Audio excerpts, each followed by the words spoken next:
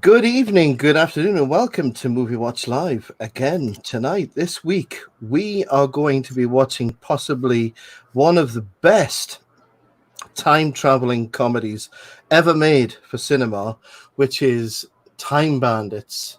And Time Bandits, which is from 1981, is a star-studded cast, including, amongst others, John Cleese, Sean Connery, Shelley Duvall, Ian Holm, Michael Palin, Ralph Richardson, Peter Vaughan, David Warner, and of course the band of dwarves played by, amongst others, Kenny Baker, famous for R2-D2. And we also honor the memory of Malcolm Dixon, who plays Strutter, who passed away just over a week ago, who was in many movies, including Willow, which we've also done on Movie Watch Live. So it's a fantastic movie, and we're in for a really good treat watching this tonight. And we also have a star-studded cast tonight for our guests. The first time ever we've got a quartet panel for Movie Watch Live.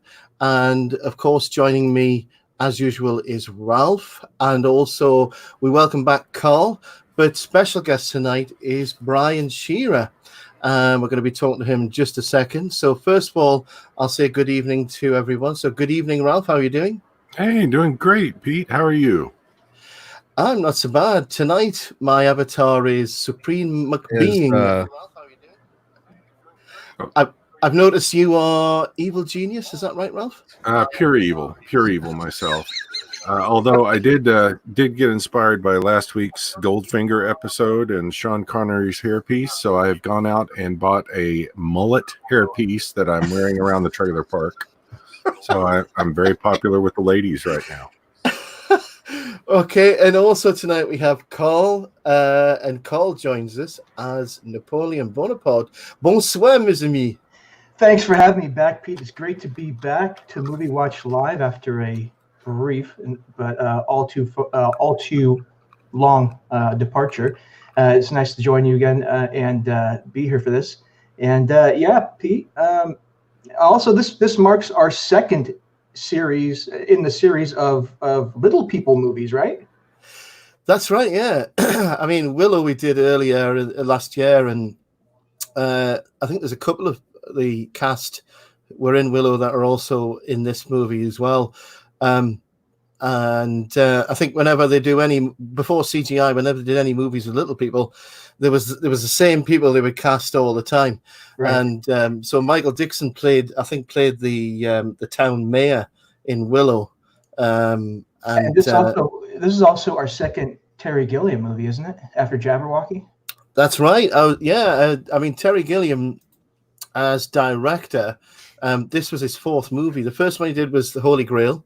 There was a short film he did, Miracle Flight. So if we talk about like feature length, the second movie feature length was Jabberwocky. Then he did Life of Brian, and this is the fourth movie. And I think what we might mention tonight is with this movie, I think he really found his feet as a director and really found his style for everything he did afterwards.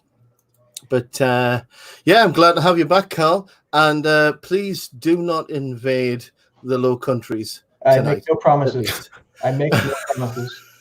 He's very happy about it. Yes. I love how he's just like, yeah, that's right. He's looking at me too. I don't know how I feel about that. Well, we're getting ready to invade.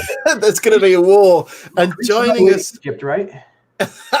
Well, joining us tonight, as you've seen already, on the bottom left-hand corner of the screen, there is King Agamemnon from Crete, also known as Brian Shearer, and also known as Sean Connery.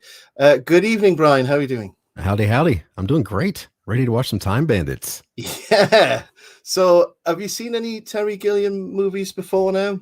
I mean, I've seen Time Bandits before. It's been a long time. Yeah. And I've seen, the Monty Python stuff like Grail and whatnot. So I'm more familiar with his Monty Python work than his solo projects.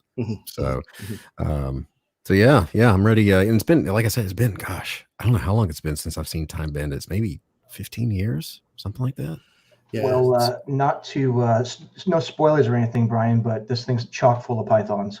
Oh yeah, I know. It's pretty much a Monty Python movie. I mean, it's it's like you get that director who always has the same actors over and over again. You're pretty much watching the same thing. Yeah, Well, stay below even vacuum. when those, yeah, even when those guys aren't officially together, they never separate. Right. Well, we did Goldfinger last week, so me and Ralph are doing Sean Connery impersonation. So you'll have to forgive us because that's going to happen again tonight It's okay. when we're shaking on our memory. Absolutely.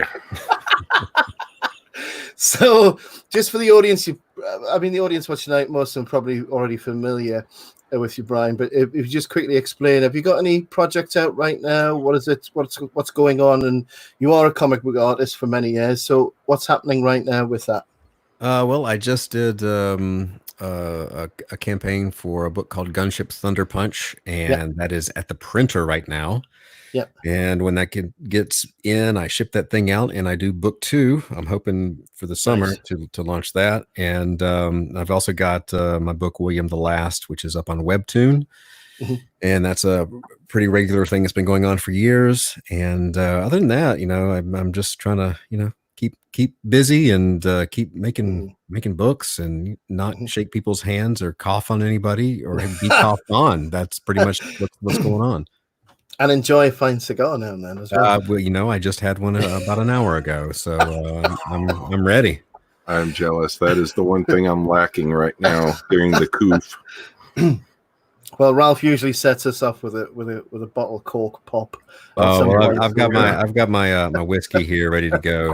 Oh, here we go. There we go. There we go. It's official now. It's official. Before we start, what are you drinking? I am drinking some bottom shelf cheapo. I'm an artist, Evan Williams. Nothing wrong with it. It's good. It's good for what you pay for it. No, it's one of those things where it's not disgusting, but if you're on a budget like I am, yes, it's good to grab and go. So that's where I am. A couple bucks cheaper than a bottle of Jim Beam, and it may as well taste the same. Yeah. Well, go ahead, Ralph. Oh. I'm on the the wheat beer again, and I went to Sainsbury's, which is our version of Safeways, and the beer aisle was almost empty, which made me have a crying fit, I have to say. After I wiped the tears from my eyes, and cried like the end of the Planet of the Apes. In frustration. Yep. I asked the gentleman to go and see if there was any to go out yet, and it was quite a while. Came back with an entire case of Vian Stefana wheat beer, and I just said, "Yep, I'll have that." So I just bought the entire case because you never know. No. Get it while it's there. So this is the sound of the wheat beer being poured out. So, all right, Pete's drinking beer. We're drinking whiskey. It's like bringing a knife to a gunfight. But go on. What you got, Ralph? Yeah. I have a middle of the road because I'm kind of a newbie to Scotch, but I'm enjoying it. It's a Sheldag single malt Scotch, so 12-year. There you go. So I got mine airing out and sipping on it as we go. Very nice. Got right here the last little bit of a bottle of Jameson Caskamates stout. Very nice. Nice. Nice. Okay, so we'll say hello to everybody in the chat there. We've got Falling Into Destiny. Good evening, Falling Into Destiny. We've got Sadie Bella. We've got Brian the Observer. Good evening. We've got Cosmetti. Good evening. And also, who else we got in there? I think we had some other. But anyway, so we'll get started. So quick explanation again for people who might not have seen these streams before. This is commentary. We'll be commenting on the movie. You'll have to have your own copy of the movie if you want to watch it. And we synchronize watching the movie together. I'll say a quick countdown of 3, 2, 1, go. When I say go, everybody would start the movie at the same time. So hopefully we can synchronize things. I usually boomer it up. That's a tradition. And then, we'll just watch the movie, have some fun. And, we'll be interacting with the chat as we go as well. So, gentlemen, if you want to start your engines, we're ready to go at this countdown. So I'm going to get my copy started, and I'll give the countdown. So without further ado, here goes. So we have 3, 2, 1, and go. So there we are. I've got the opening Handmade Films. Yep. We have it set up. There. That's good. Yep. It's actually going a lot better. I shouldn't say this, but it's going better than normal. Can I just say that I really miss 80s movies with the heavy synth sound? Oh, yes. Yeah. Oh, yeah. I mean, for real heavy synth sound, our our Blade Runner episode? Oh my God. Oh, yeah, man. That was all about it. So I think you get a little introduction at the start because it's based on the story that the universe was a rush job. So there's holes everywhere. And the map shows you where the holes are. And David Warner. Love some David Warner. And this intro sequence was before CGI. I mean, look at how good that is. You know, this is a Terry Gilliam animation, maybe? Yeah, it is, yeah. Yeah. He did them all, right? He was the one behind all of them.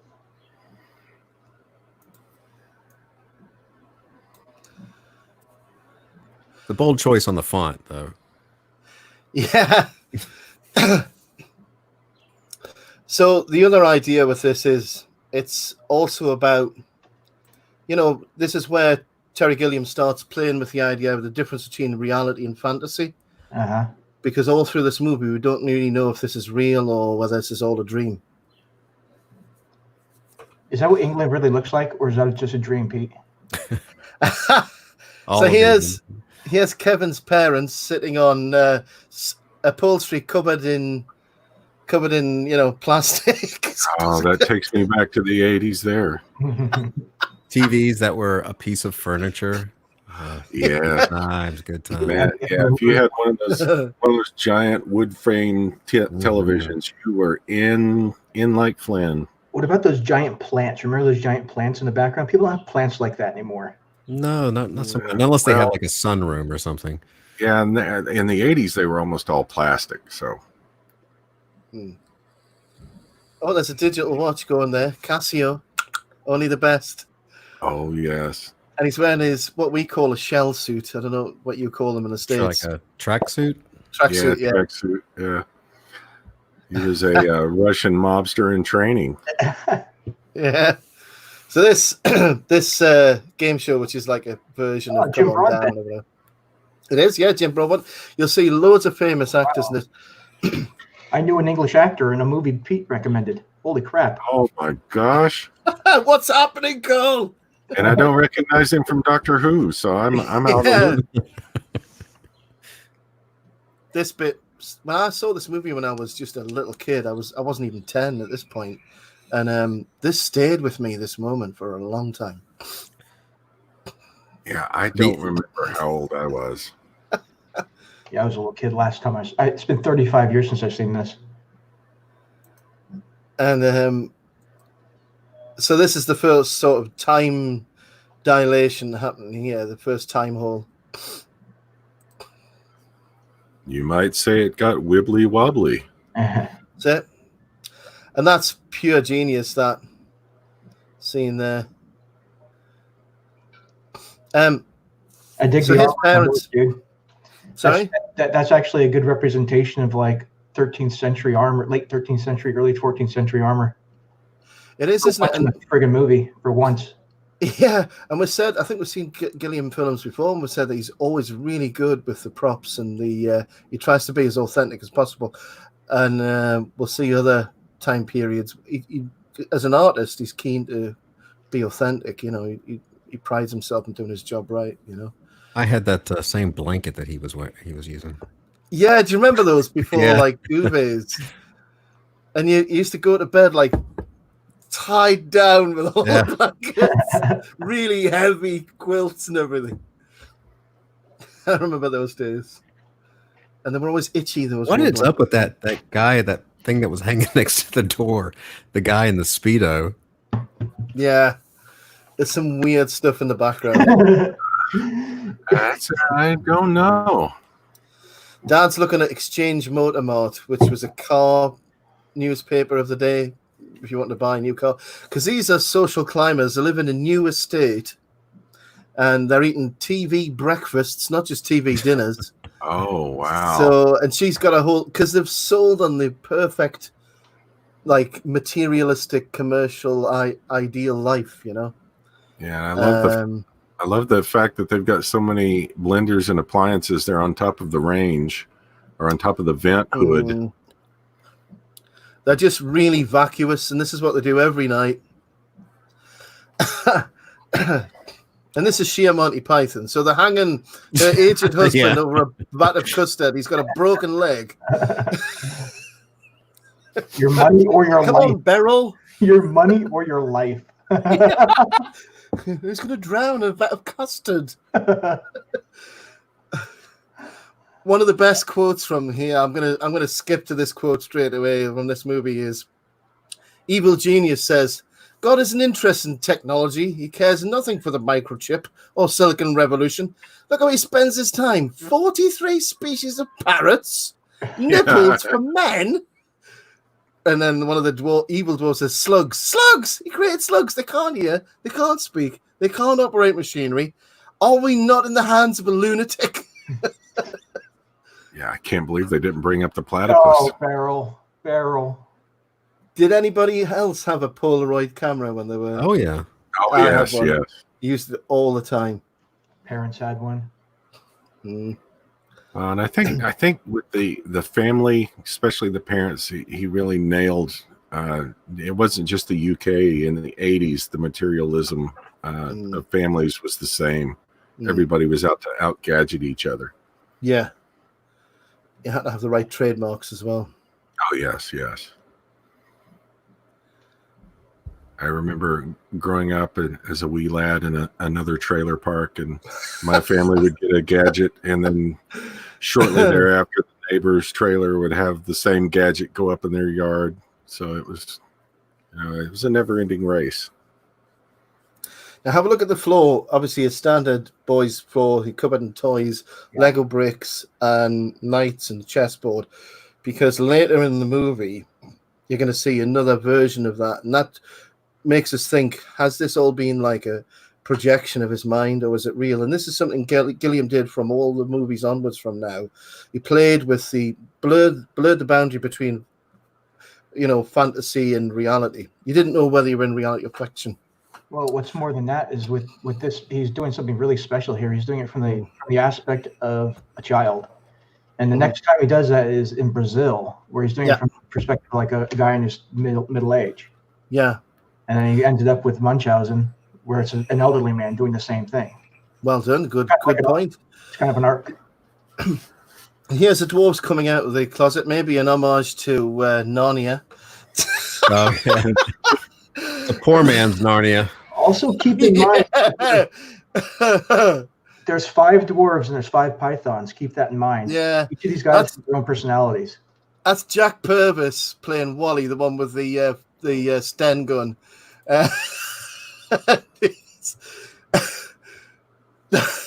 And they had to have 6 dwarves because they were going to have 7, but one of them was turned into an evil dwarf, because if they had 7 dwarves, Disney would have gone on their ass straight away. Yeah. You can't fight the mouse. Look at him. He's wearing a tiny little Napoleonic uniform. Yeah, they've got a combination of stuff from different periods. Pirate hat, like the Queen's lifeguard uniform. Yeah, Strutters looks like he's spent some time in the Old West. That's Michael Dixon. And the leader of the band, self-appointed leader, is Randall, played by David Rappaport, who has a Spitfire helmet and also, a Wellingtonian jacket. I need to get a helmet like that. Which one? Oh, like Randall's. Get the Spitfire helmet. Start wearing it at the strings. I thought you might be talking about the salad bowl on the head with the candle. Oh, Kenny Baker plays Fidget. Kenny Baker was R2D2. He's got like a salad strainer, a colander. I was going to say, I've already got that helmet. I wrap it in aluminum foil and watch TV. It's like a poor cosplay of R2D2 for Kenny Baker. Yeah. He's just happy he didn't have to work with Anthony Daniels. Terry was probably shouting from the side. Kenny, can you just whistle a bit? So Kevin's bedroom has suddenly expanded. So because the universe has holes, and there's a big hole in his bedroom, he didn't realize. Have you noticed a similarity between Kevin as a character and Hitchhiker's Guide to the Galaxy, where they're both like wearing their dressing gown? Yes. And they're out of their element, kind of like thrust into situation caught in the middle. Yeah. He has a supreme being who wants his map back.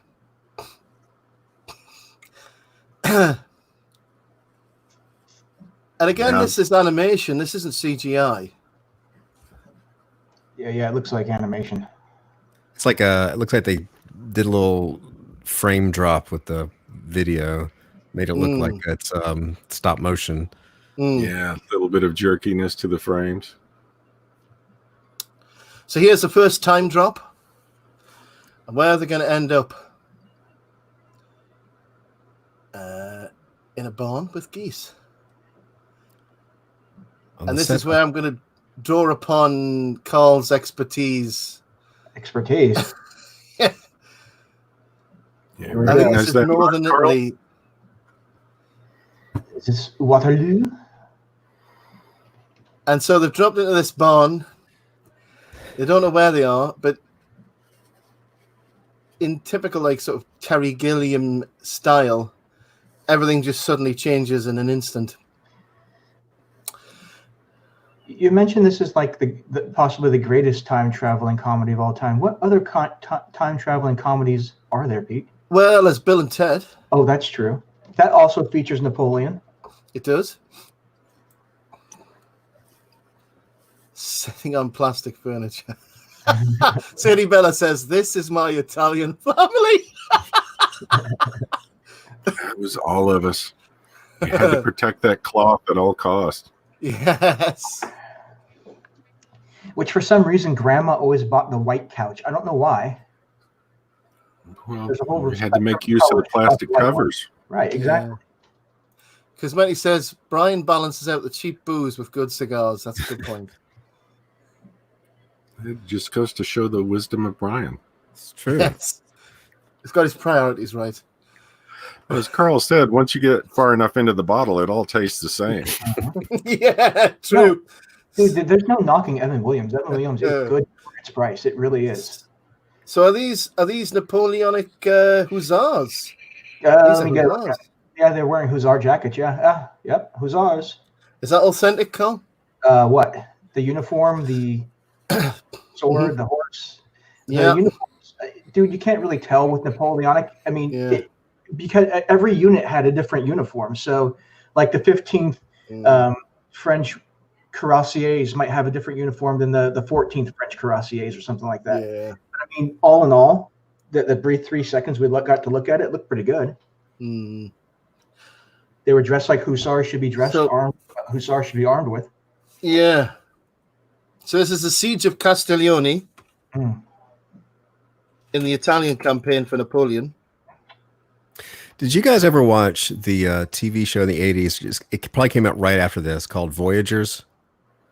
Oh, it was a time travel thing with they had this little that they would. It feels a lot like this scene, like they would get put in situations in history and something would go wrong and they'd have to fix it, and they'd go off to the next time. I vaguely remember it, but I can't recall the details. It sounds like something I would love.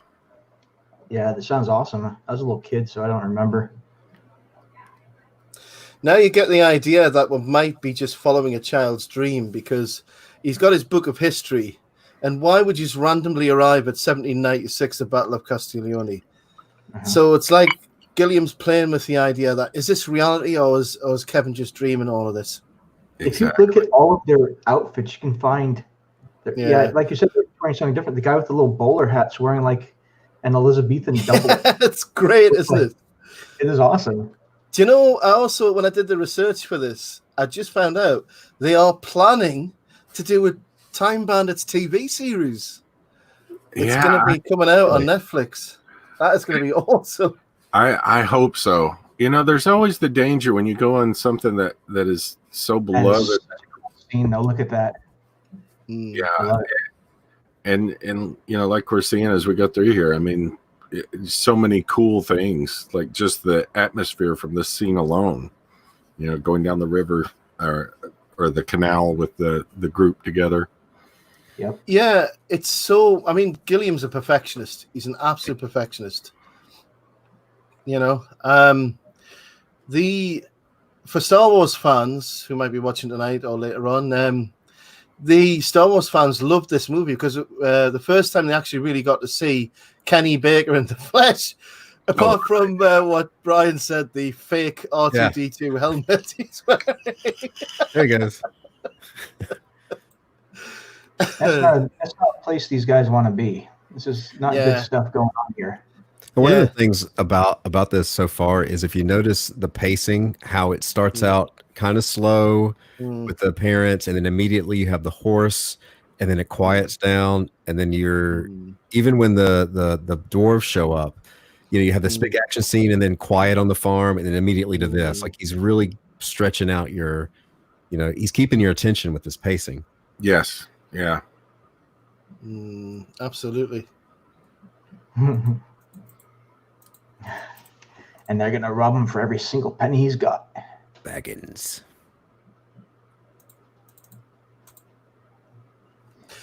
And here's Carl. He's made an appearance in the movie. Yes. Your tummy bothering you, Carl? Yes. No, something's very funny on screen. Oh, I'm watching the puppet show. That's what it is. Oh, that's it. I'm watching the little people. I love the people, little people hitting each other. Get back to sacking the city. Oh, that's Ian Holm, isn't it? Yeah, it's Bilbo. It is, yeah. But he was actually played Frodo in the radio, the BBC version of it first, and that's why I heard that. Yeah, he did a great job. Yeah, I'm so happy when he was picked. Yeah. To hear that line, sorry, Carl. It was like you stand there. I feel like I'm at the bottom of a bloody well.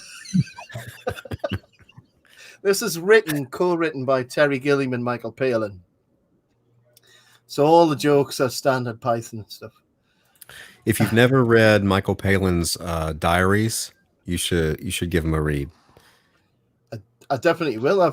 I remember watching the Round the World in 80 Days stuff that he did. Yeah, he kept a diary. Well, he's always kept a diary apparently, but there are like 3 thick volumes, and it's fascinating to read. Yeah. As he goes into Python, and then after, and you get all the behind the scenes stuff, and you know what they were going through while making all these movies. Yeah, there was all sorts of weird stuff happened when they did these things. This is the desperate theater owner who's scared for his life, obviously, and tries to commit. Zozo and the Bernie. This is like the worst acts in history. The Greta Ramposo. He lived everything. This feels very Python. Here comes the 3 idiots.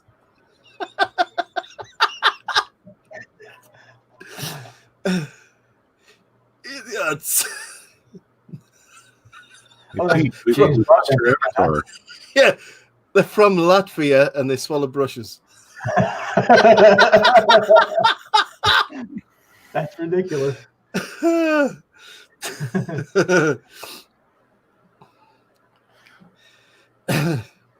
Hey Pete, you lost your avatar. Did I? Yeah. Hang on. The little puppets hitting each other. You back? No, your avatar's not back, Pete. Yeah, your avatar's out. It's been playing up. Hang on. It's been playing up. I like how he put the gun to his own head and then immediately moves into self-defense mode when the doors run up. Is that back? No, it's not back, is it? It's not back, Pete. Huh. Nutty thing. Hang on. Yeah, we've got some technical difficulties, I think. Sorry, didn't mean to throw a wrench in things. Oh, I got it. This is brilliant, this thing, where it's like me and my shadow. They're getting the 18th century orchestra to play Me and My Shadow. There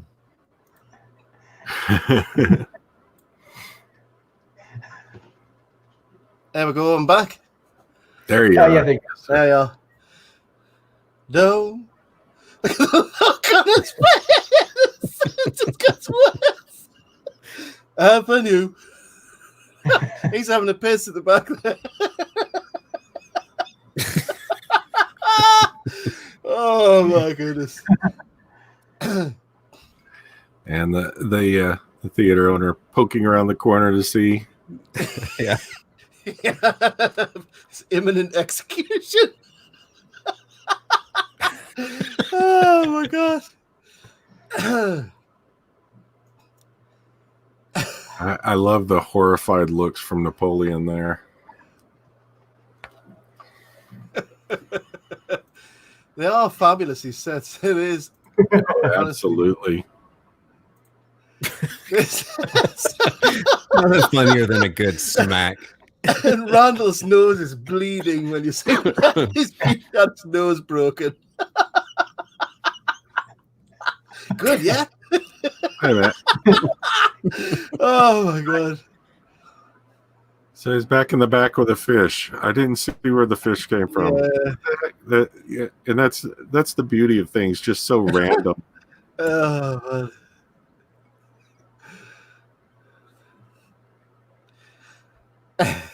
Does he like it? They hang him. Yeah, quick news. He likes it. He likes it. And he hangs himself.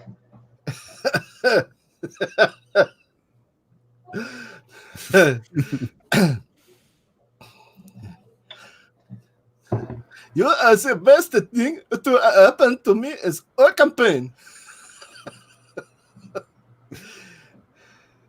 I thought they are little guys.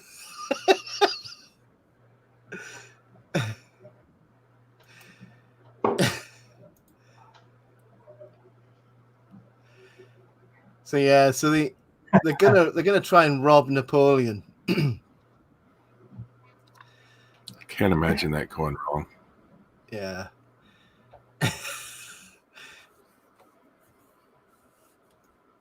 That older So- guy was very well cast. Yeah, he was. Perfect. He's got some Now fabulous this scene, here. apparently this scene where Napoleon like recounts all of the tiny people through history who were fantastic generals. Terry Gilliam had to walk out. He was pissing himself and laughing the entire time. He had to walk out from this. He was just too much. They're all dressed up as generals. The Mona Lisa's in the treasure over there, by the way. Oh yeah. Oh yeah, just throwing it kind of haphazardly back there. I love how he invites them all. And, it's only because he's taller. Yes, He's finally exactly. found a bunch of people that he's taller than. There's the generals in their undies. It's just the way he delivers the lines, And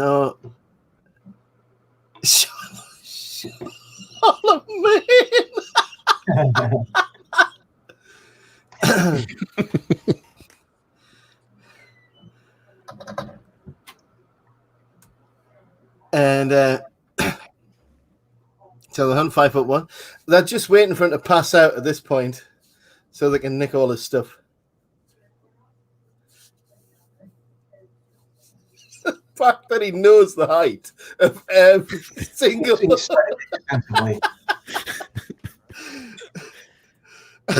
Oh dear me. There you go, he's gonna pass out. Right.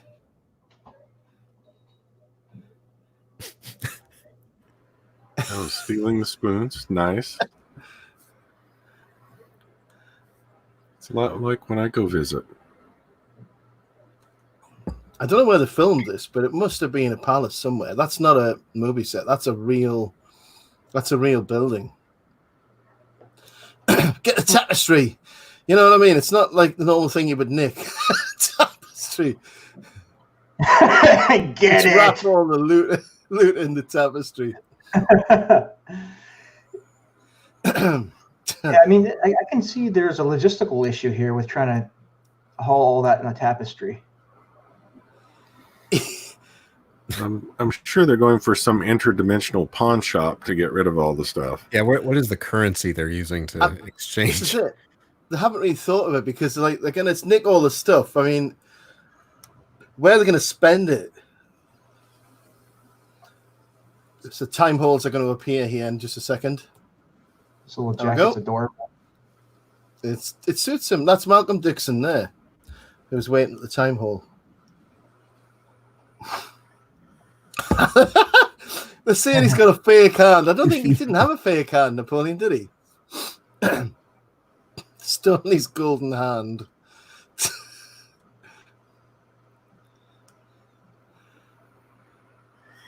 And they've literally taken everything. The entire room's empty. They're cutting it close, man. 30 seconds is not much of a margin of error. I think that's past. I wonder if Napoleon's golden hand is where they got the inspiration for Game of Thrones. That's a good point, yeah. Perhaps we found out George R.R. Martin was a closeted Terry Gilliam fan. Oh, I'm sure he is. I'm sure he's a fan of Monty Python, Terry Gilliam. Well said, evil genius. I didn't spend 7 years in evil medical school for nothing.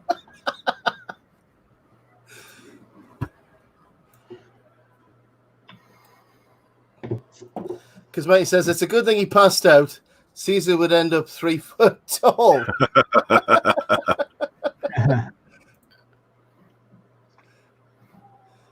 I mean, that's brilliant. I love that scene.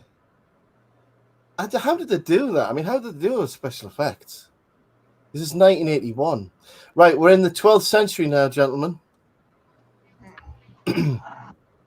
And this is the era of these two characters, Michael Palin and his lady friend, are repeated characters. We're going to see them another time later on. And because this movie is basically like Monty Python, it's a set of scenes, like what you call tableaus, and you get the same themes coming back. So these couple we'll see later on. So he's desperately trying to propose to his lady friend, and it always goes horribly wrong. Oh, pansy. Yeah. I think one of the dwarves. Is it me or Shelley Duvall just look like an alien in everything she's in? Yeah, she was in the movie version of Popeye as well, wasn't she? Yes, she was. Tiny Popeye. Ross plays Vermin, who's wearing a Confederate infantryman's hat. It could be Union and just covered in loads of dust. Yeah, that was kind of difficult. I'll be the judge of that, Pete. Let me see. Right, it's definitely a Confederate hat. All right, now which movie was it where they ran across It's Civil Infantry War? Spaghetti Western, isn't it? It's Good, the Bad, and the Ugly. Oh He's yeah, got the it wrong- was Yeah. best, yeah. Yeah, it's a really good seeing that. Confederate There's captain. Kevin there. And so you've gone 500 years back in the past. We're going to meet another famous character played by John Cleese.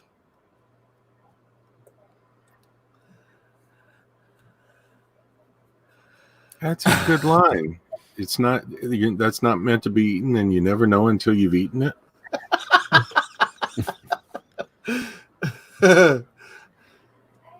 So the reason these dwarves are like on this quest to like be the best criminals in history is because they're really, really bored, because their job in creation was shrubberies. Basically, they created shrubs. It goes back to shrubberies with the python, That's it. doesn't it? Strawberries. It's an odd fascination with shrubberies and pythons. Yes. Yeah, I think it's Gilliam particularly who loves shrubs.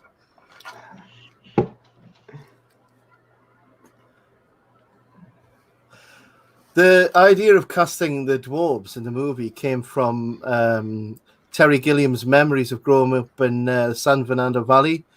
It was a circus used to run at the town every year, and the local kids would find odd jobs with them. So the kids would go along and do some work for the circus, so they'd get to meet the dwarves and everybody on the circus. So presumably Terry Gilliam used to go along to the circus every year in San Fernando Valley. There you go. So we are half an hour in, and this is the very first bit of exposition you really get. Yeah, good point. Yeah, it's just been kind of a wild ride up to this point. Which makes you think it's just the calm before the storm. I mean, that's typical Python as well, isn't it? It's just like, we're not even going to bother telling you what's going on. Here's to stinking rich, lads. Cheers. Yeah. Here's to Kevin. Yeah, left Kevin out. This is why he takes his Polaroid. These were great cameras. These. You can get reproductions of the map as well. You know, from the like retro shops and stuff. Like frame it on your wall if you're really into it or something. There you go. So there's those two again, Michael Palin and being robbed. What are these guys? Oh. Well, you're going to find out who they are, and they're robbing the rich to feed the rich, or the poor, or robbing the poor.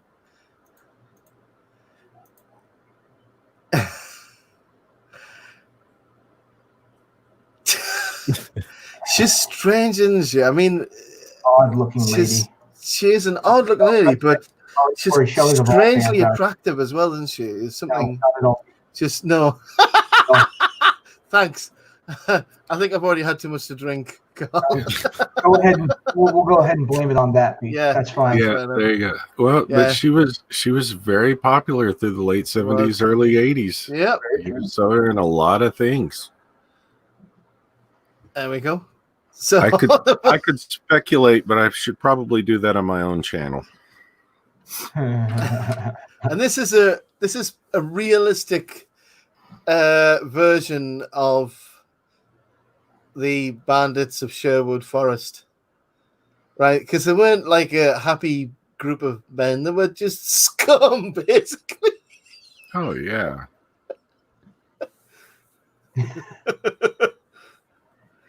Cheats from blind old ladies.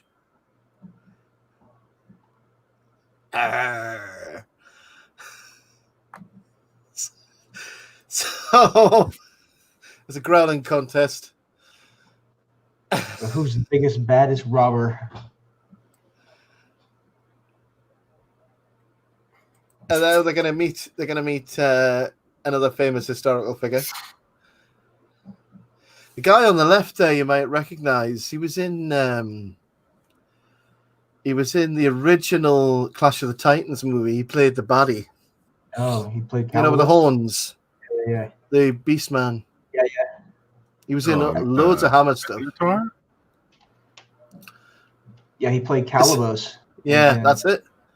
I would never have known that if you hadn't pointed out, Pete. A famous British actor I've never heard. Oh, so.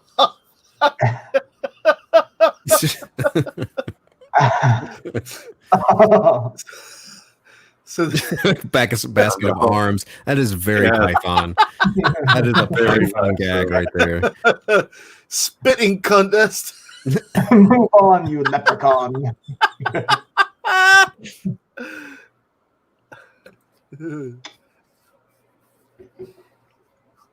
Yeah, I agree with Cosmetic. She says Shelley Duvall is so homely that she is beautiful. It's weird. It is weird. Yeah, exactly. That's the point I was trying to make. And the choice of hats is inspired.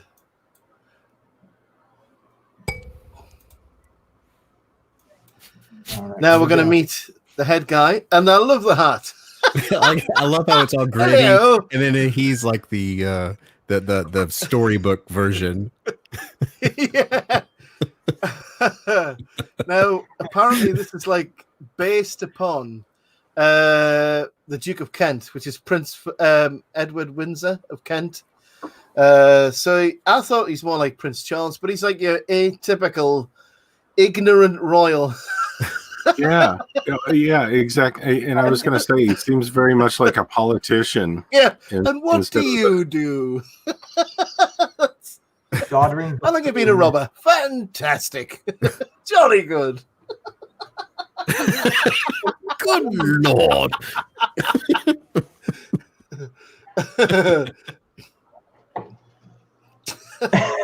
What is a That's long the time? Mona Lisa. Crikey.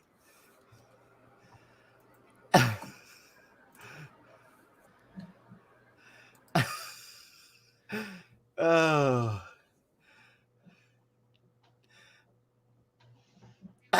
And of course, they're going to take everything off them. Thank you very much. It's like, what?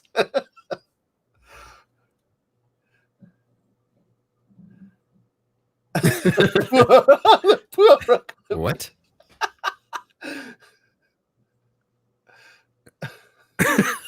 The poor. I like the poor. Have you met them? The poor.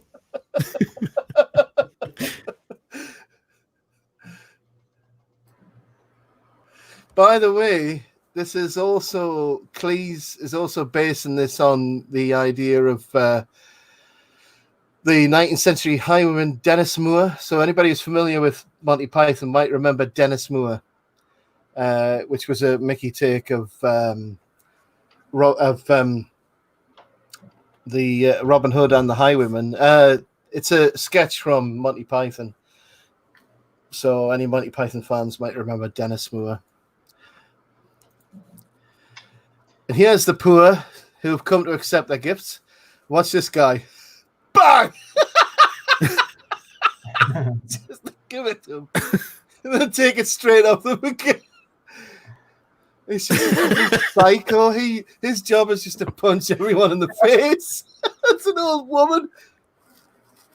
Is that really necessary? Yes, it is. There you are, madam. Thank you very much. He's afraid it is. The look on his eyes as well.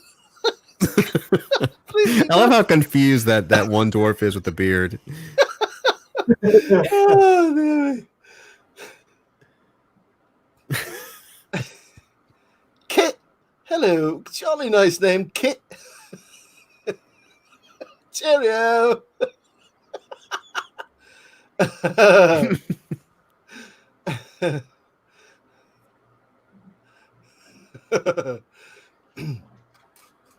Awful people. Just so you know. Yeah, see, this is the impression that all Americans had of British people in the 80s. It's quite accurate when you come to the upper class, I have to say.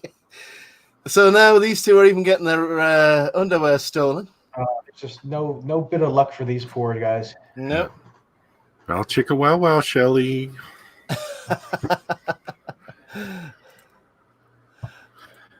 Couple more glasses of scotch and I'll be back. Yeah. A couple of glasses of scotch and I'll be ready for it.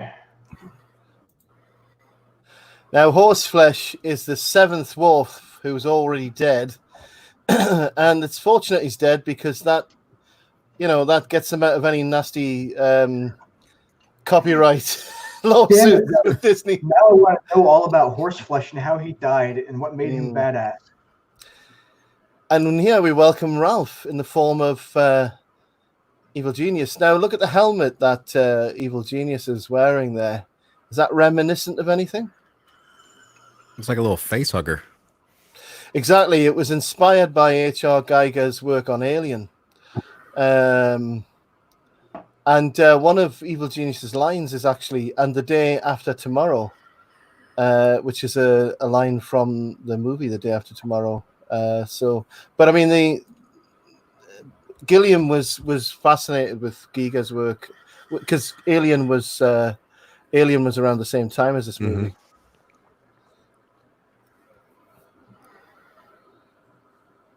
Like his arm is still hanging there.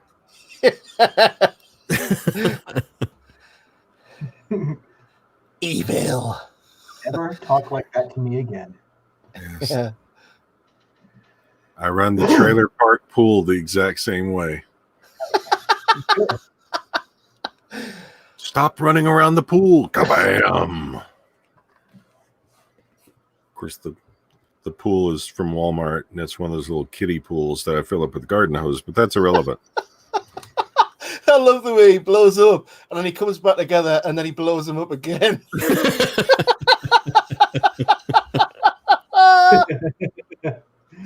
Oh, man. Good question.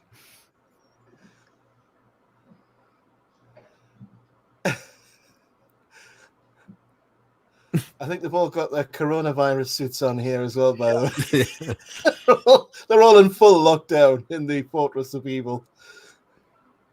Again, this interaction very Python with this the dumb guy to the side asking questions.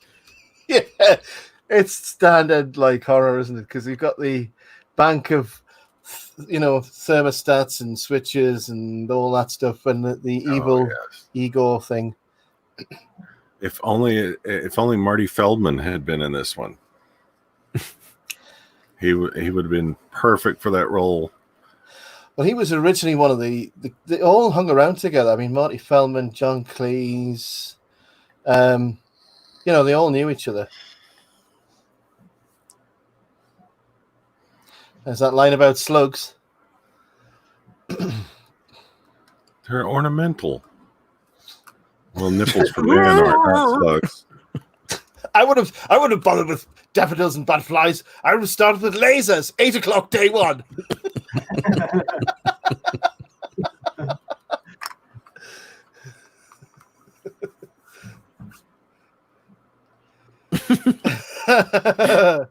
I think Benson gets killed as well later on. Well, Evil Genius has a good retirement plan. He never has to pay out retirement if you blow up everybody before they reach 20 years. This is it, yeah. Do you know no studio wanted to make this movie? George Harrison was the executive producer on this movie. I did not know that. And Dennis O'Brien, they mortgaged their office building in Cardigan Square to raise $5 million to make it. Yeah. Anybody's interested, it was $5 million budget. Opening weekend made $6.5 million, and the total was just over $42 million worldwide. The film made, so it was quite a good return. Yeah. Well, and it became a classic. This is where Mike Edmonds, who plays Og, is possessed and starts putting the idea forward that they should find the Fortress of Evil. What the hell are you talking about? In the world.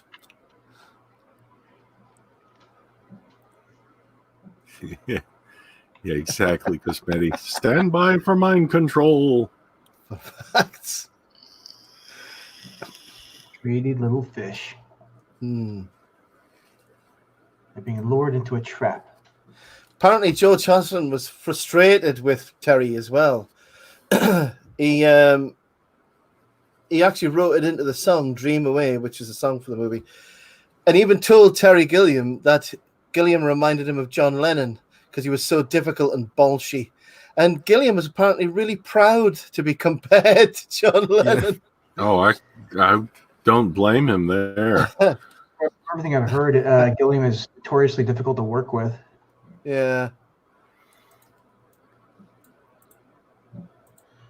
That's the thing. When you have a specific vision and you're willing to fight for it, it can make for fantastic movies. But yeah, it definitely makes executives nervous. This is my favorite scene in the movie. They've gone in separate directions, and here we are in Ancient Crete. And Brian, you've arrived. This is King Agamemnon fighting the Minotaur. Excellent. It's a very good costume you've got there, Brian. At least it's not Zardoz. Yeah, the cod piece. the backwards thong. Yeah, never ever put the potato in the back. Yeah. Time for me to put on my mullet hairpiece. When I posted a GIF of this for the movie, Matt Krotz replied and said he loved the fact that the Minotaur's head was like a proper bull's head, and it was beginning to rot, and it was, you know, one eye missing. Yeah. Parler looking. So he's done for. I just hope they didn't do it like the end of the Holy Grail, where it was an actual rotting bullhead on the actor's body. That's right. Throw him his weapon back. So Kevin has been delivered as if from the gods to help to give divine aid to King Agamemnon. And that is not a killing blow by any means. He would have enough time to murder you and smash you into nothing. He'll die 3 days from now from that. Yes. Well, he'll die when his head gets cut off in just a minute. Yeah. But in the movie as well, Agamemnon's wife glares at him when later on, and that's a reference to Greek mythology where Agamemnon and his wife was called Clytemnestra. All right, no dirtiness intended there. Hated each other, and their marriage ended in murder. That's in the so they didn't like each other. Well, do you know why? Have you read the Iliad? Yes, yeah. When Greece just set off from Greece, they faced ill weather. So Agamemnon, as the High King of the Greeks, sacrificed his daughter Poseidon for fair weather to attack Troy. Exactly. So in the bathtub. Yes. But Kevin, who's played by Craig Warnock, was apparently so overwhelmed at meeting Sean Connery the first time on the set that the close-ups had to be shot separately until he adjusted to being in the presence of Sean Connery. And he's got to be 12 years old, Max. How would you feel at 12 years old meeting Sean Connery? Well, exactly, meeting somebody like that. I mean, but apparently the actor Craig Warnock remembers that Sean was very friendly, down to earth, joked with him, and got on very well with everybody. I mean, Sean's generally a nice bloke. Well, he does have a penchant for smacking women around, right? Well, we'll not talk about that. Well, I mean, you brought it up. You said he was a nice guy. Yeah. He's nice to the blokes. Yeah. Nice to the blokes. Like I say, I think he's a couple of years older than me, the lad playing Kevin, but I was a similar age, and you know, this movie's made for kids as well. It's seeing this as a kid was like, you know, real eye opener. It was groundbreaking because it's just fascinating. The historical accuracy of the sets and everything. I don't know where this is. That's probably filmed in Spain. Probably Turkey or Spain or somewhere, isn't it? Yeah. I wonder if I could do a certain joke here about Ricola without getting a copyright strike. Go on then. Ricola. So this is supposed to be ancient Crete, and King Agamemnon welcomed back as the hero. The masks that they're wearing there are authentic. They're taken from real copies of real death masks in Cretan tombs. So, what do you think the arms and armor then called? Do you think they're not period to this? This would be in the pre-classical period. It would have been in the timeline of Greek mythology, this would have been the generation after the Greek mythology heroes, like Hercules and those guys.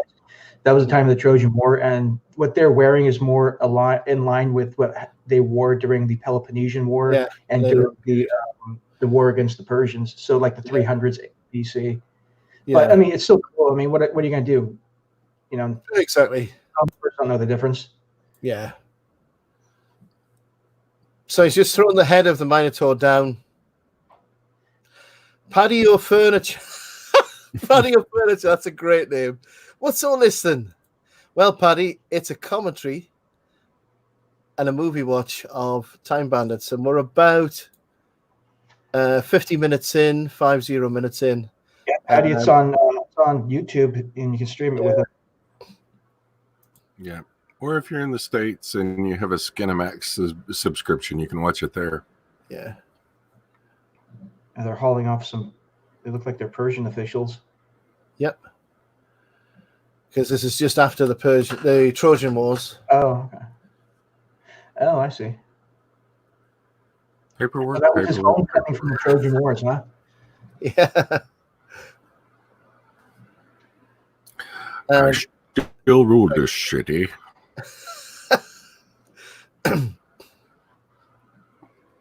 So that's useful then, knowing how to rule a city. Yeah. Apparently it was Sean's own idea to do the magic tricks with Kevin. So I think it works nicely. Well, it gives us good exposition as to how he can possibly use it later. Possibly. Yeah. And Kevin's now taking a bunch of photos of ancient Crete. Stroke Spain.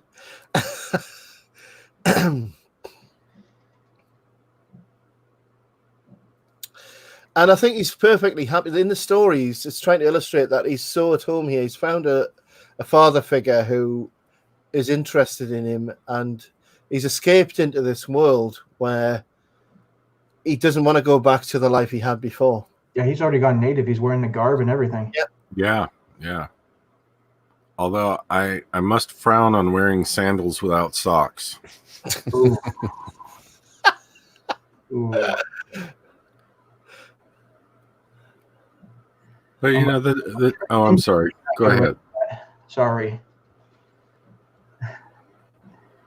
No, I was just going to point out, it is an interesting reflection back on the character of Kevin and his family, because as Pete pointed out, a father figure that cares for him, loves him, he wants to be around, whereas his own father was more interested in game shows and TV breakfasts.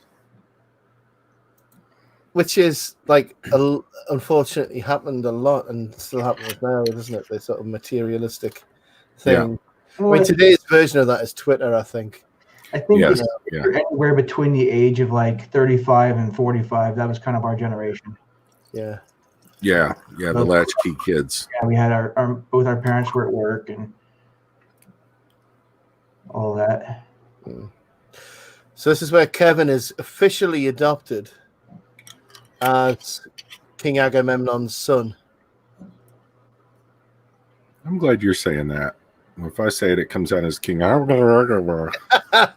Sounds like we're back to Nick Nolte again, aren't we? Yeah.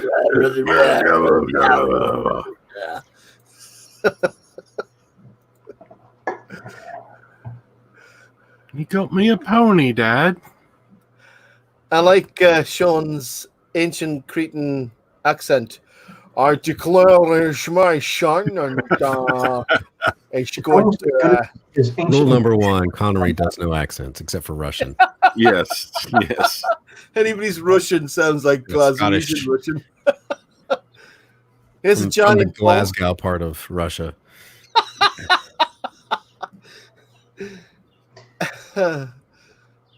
And I love this scene because this is pure theatre, this bit. Nice big sword there. It is. Probably not contemporary to the era. They didn't have big swords back then. They didn't have the metallurgy to make them that big. That's why they used bronze, and later, when they used iron, they would start off with shorter ones. Yeah. And here is the melons. Nothing's cooked, though. What good does that do you? You could have just handed it to me on a plate.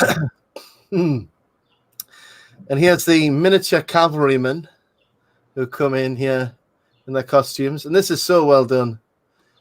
And going back to what Brian said about the synth music, we've got a bit of synth music going on here. Mm-hmm.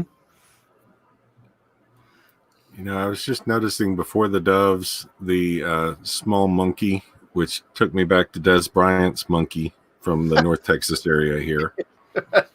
I think he's still in the wilds of North Texas. Sorry, random observation. That's fine.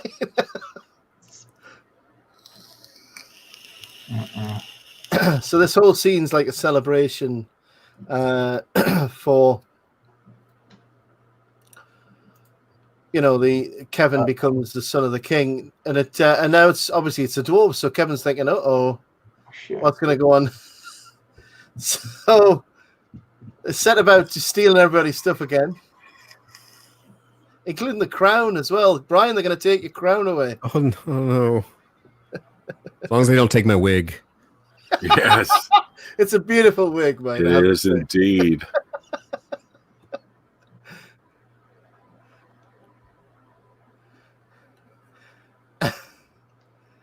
And obviously time's pressing because there's another time gate going to turn up.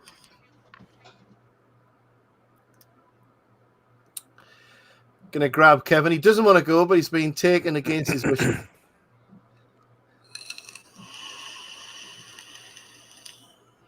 If anybody's into archaeology, the gold masks were based on one that was found in Mycenae in 1876. I like when he sold the crown, he's just like, "May I?" Have you ever seen Pink Panther? Where he goes into the hotel and the guy comes up and says, "May I take your hat?" Yes. "May I take your coat?" Yes. "May I take your briefcase?" Yes. Then he just walks off with them all. My favorite one was, "Does your dog bet?" Yeah. That is not my dog. I thought you said your dog is a bet. That is not my dog. One of my favorite lines is, "Your minky is breaking the lure." Yes, that's good. My minky. Now, this is a large passenger ship they're now going to appear on. And here's these two again. Oh, no. I love her. She's so damn wet. Completely not a set. With added wave noises. He's going to play tennis on the deck of the Titanic here. You know. Well, we don't know if it's a Titanic yet, though, do we? We've all seen this movie, Peter. Yeah. Fooling nobody. Because Matty says, "I remember being so upset when they took Kevin." Yes, it was horrible because he was having a great time and they took him away from that life. Well, I've got an enormous. Now, Ralph, don't be upset with what's about to happen here. I'll try to contain myself. Okay. So again, he's trying to propose to Pansy. And again, they fall directly. Apparently, they were supposed to fall around them, but it didn't work, and it fell directly on Michael Palin. And his toupee has been ripped off. And she just goes, "Oh!" Apart from the thing of my nose and the toupee. So she was not an understanding lady, was she, Ralph? Pansy. How could you, Pansy? She's so shallow. She's shallow. I love how they show up and there's just no explanation that these characters are in a different time. Yeah, exactly. With the same names. Also, how did they have a supply of miniature tuxedos? You know, they stopped by the intergalactic pawn shop on the way. Well, the clerk was like, "Have we got everything? Yeah, 14 million crates of champagne. Have we got the miniature tuxedos?" Yep. Oh, and they have cigars too. Yeah. I'm so jealous right now. I don't know what kind of cigars they are, but knowing the guy playing Randolph, David Rappaport, they would have been good quality because David Rappaport was into his cigars. And the monocle's a nice touch. It just gives that extra flair of aristocratic disdain. I need to add a monocle, yeah. Yeah, it's the way he looks away when he sips his champagne. And then he brushes his cigar ash on little Kevin's perfect hair and then has to brush it out again. I'm thinking, I bet you they melted his hair when they did that. I'm just thinking back. This was what year was this? 80s? 81. 81. So Aquanet was still in wide use. So I wonder he didn't go up like the Hindenburg. Exactly. So this is the last of the 4 time periods that they go through before they end up in the time of legends. Okay, so we're coming up about halfway through them. We're just past the halfway mark in the movie, and then they're gonna try and get the most fabulous object. These are real cigars they're smoking. You wouldn't be allowed to do this these days because of health and safety and this, that, and the other. Oh, of course. But anybody who smokes a cigar can tell that's a proper. What's the? Oh, there you go in his hair. That's a paramido, isn't it? The mouth piece there. Is that right? I can't tell. Their fingers are so small that it throws it all out of proportion. Can't tell what size the cigar is. There we go. It's a Titanic. So another good choice, lads. Oh yes. Oh, here we go.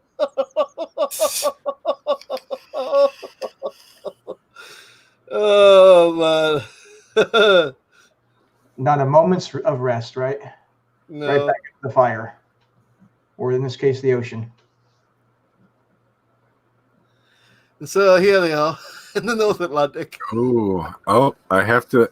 No, wait a minute. I'm sorry. I'm a few seconds behind, so I just realized the first error in the movie. It should be RMS Titanic. Titanic was the Royal Mail steamer. Yeah. There are a number of goofs in the movie. Right, gentlemen, I just need to dip out for just 1 minute. Can you be absolutely. Yeah, because I would like to make the observation that unlike Jack, these guys had room on the board for themselves. Yeah, let's say there's plenty of room.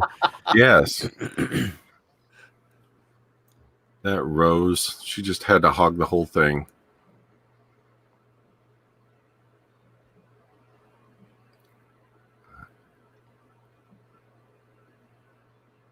Oh, he can't swim. Don't drown, little man. Don't drown.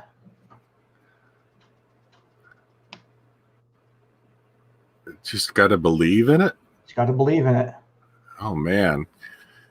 All right, so worthless fact. I believe, if I remember correctly, the water around the Titanic was like 29 degrees Fahrenheit. It was actually below freezing that night.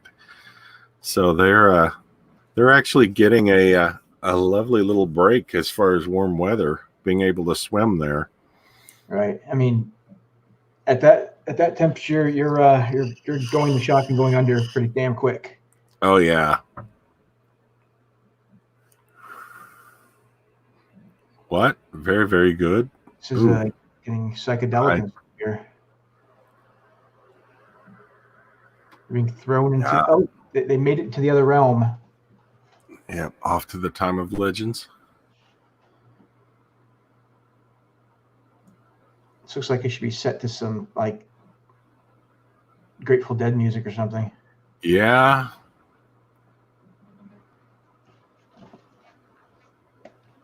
You know, and as Pete's brought up, you know, with this being 81, very creative use of the technology at the time. No, it's good. I mean, they didn't have a whole lot to work with, but they made it work with practical effects and doing it the old-fashioned way, you know? Yeah, And and that's the charm for me. The charm from the stuff from the '80s is you didn't have the CGI; you had to work with practical effects, and so sometimes it worked. Sometimes you develop masters like Savini. Other times it didn't work, but But I was watching. If you get a good high quality current TV, right, like a 4K TV, and you go back and you watch Lord of the Rings or Harry Potter, it immediately you can tell what is green screened. Oh yeah, yeah. So it's like I think that holds up, like because everything progresses, right? I think practical effects have a charm that just plain old green screen doesn't. Yeah, I would agree. Kind of lost something. I mean, Jurassic Park was really the big one that kind of like opened everyone's eyes up to CG and all that stuff, and it was great for what it did. But I mean, over the years we've kind of trained ourselves to spot it, and no matter how good they're getting, you can still see it. And we lost something because it was an art form doing all this. It is an art form doing the same thing with practical effects, and there's something lost there. Yeah. Yeah, and the other beauty is with the practical effects, especially the B movies, sometimes when the practical effects fail or they emphasize their inability to pull off what they wanted to do, it adds its own charm to it just because it's so over the top sometimes. Oh, you mean like some of the Harryhausen stuff and all that? Oh yeah, yeah. Yeah, for sure. I mean, you could green screen. They could have green screened some of that stuff, or if they CGI'd it, it wouldn't look the way it does. Right? Yeah. So this is Peter Vaughan playing Winston the Ogre, and people might know Peter Vaughan from Game of Thrones. He's been in a lot of other stuff as well, and of course, you'll also recognise Catherine Helmond as Mrs. Ogre, who was in Brazil and a lot of other Monty Python stuff and a lot of other stuff as well. Oh, yes. Falling into Destiny, as far as your comment about would be good to be drunk, I'm way ahead of you.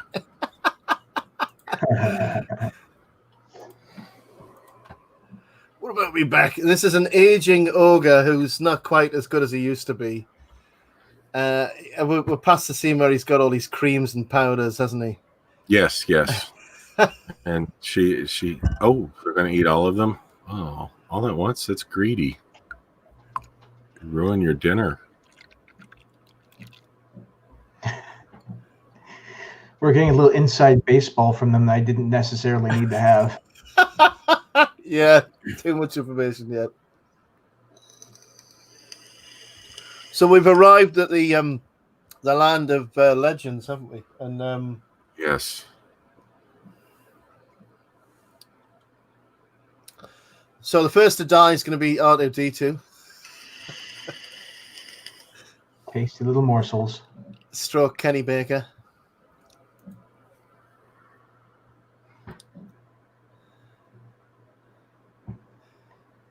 And ooh, I wonder if this was an inspiration. I mean, I know it was already written in The Hobbit, but you're going back to Peter Jackson. You were talking about Lord of the Rings there. I wonder if he saw this and used a bit of this for the scene with the trolls, where the dwarves are going to get eaten in the Hobbit.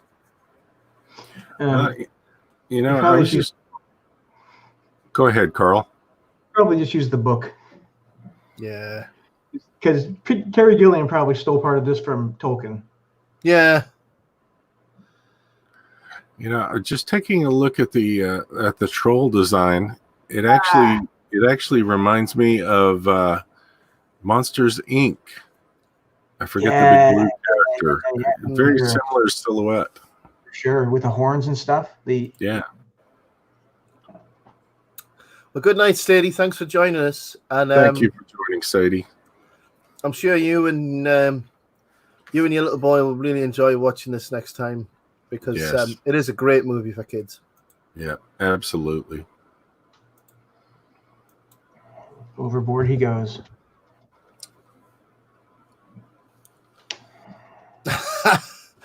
As someone with a bad back, I think I need about 5 midgets and a young man to swing me around and try and crack my back for me. So she's overboard now as well. There you go. Now they have their own ship. There's a theme of throwing fish around in this movie. I never really dawned on me before. It's like, no, it's a theme. Yeah, and it's it started off right there in the Napoleon with the fish at the back of the stage.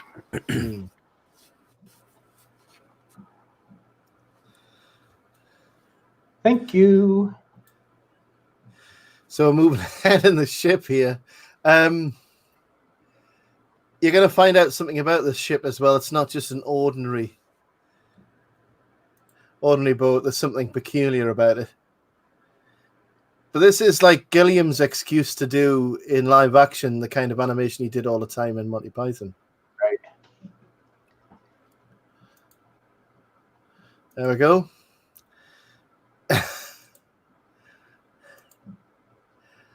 So, is this a real ship or is there something else going on here? This is probably one of the most famous images from the movie coming up here.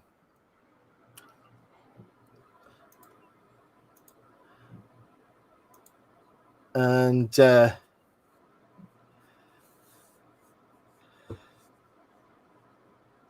is, yeah, we go. So it's never ever say nothing can go wrong. Right. Famous last word. Yeah. Yeah, this is actually a giant wearing a hat for a ship for a hat even. So there you go, a ship hat. That's an odd thing to do. I've done it after 14 tequilas once. It's not that strange. Yeah. Well, just finding a ship that fits your head perfectly is so difficult these days. Exactly. And especially since the lockdown, it's so difficult to find a ship hat shop that's actually open. And one that does curbside delivery. Yeah, exactly. Safe distance. Elephant Man here in his little hut actually comes from, it comes from another movie. I think it's in another Monty Python movie. The plane of existence. Look at this guy.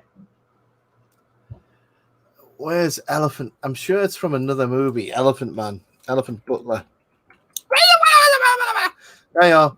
Steps on the hut. He's the butler elephant creature from Find the Fish segment of Meaning of Life. Oh, okay. So they brought that character back 2 years later as in Meaning of Life, which is the oddest film Monty Python ever made. And Meaning of Life is a strange, strange movie. Yeah. This man has been sentenced to die, and he has chosen his method of execution. I like the way the giant is like some sort of like, it resembles like a Maori or some sort of like, a bit like Kwee from Moby Dick. Yep. He's got those Maori tattoos and stuff.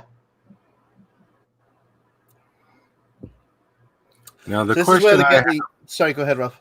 I was going to say, the question I have about the ship hat is the top of his head really flat, or is the bottom of the ship concave? I think it's a concave bottom. Yes. It must be. It's unfortunate when you have a concave bottom. So this is where they fill the bellows with sleeping potion, and they give him this directly into his head. As one does. Yeah. Absolutely. Well, Science. That's where sleeping potions go. And everyone knows the proper method of injection is a bellows for sleeping potions. You're wasting it, kid.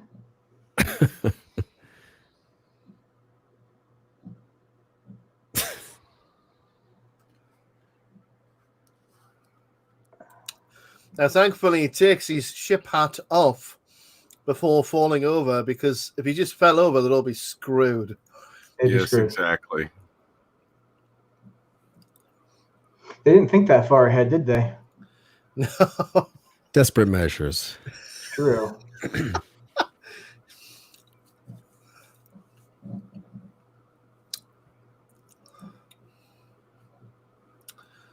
Yeah.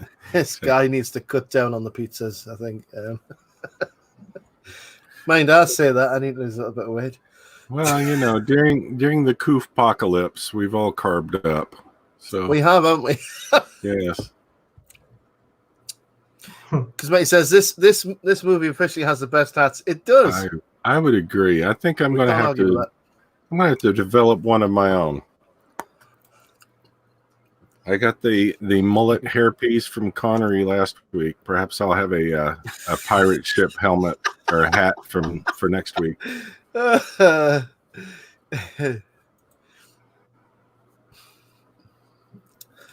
here they are, escaping the ship hut now, and they're going to make their way to the fortress, wherever that is.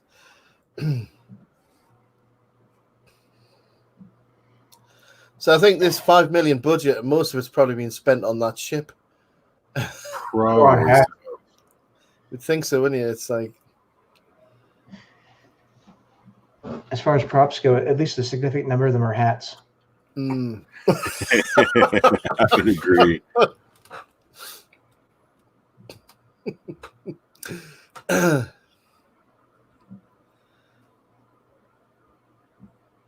Wandering through a landscape of random skeletons. It's always a good sign. Of course, Kenny Baker will be familiar with this, walking around on Tatooine. Yes, yes.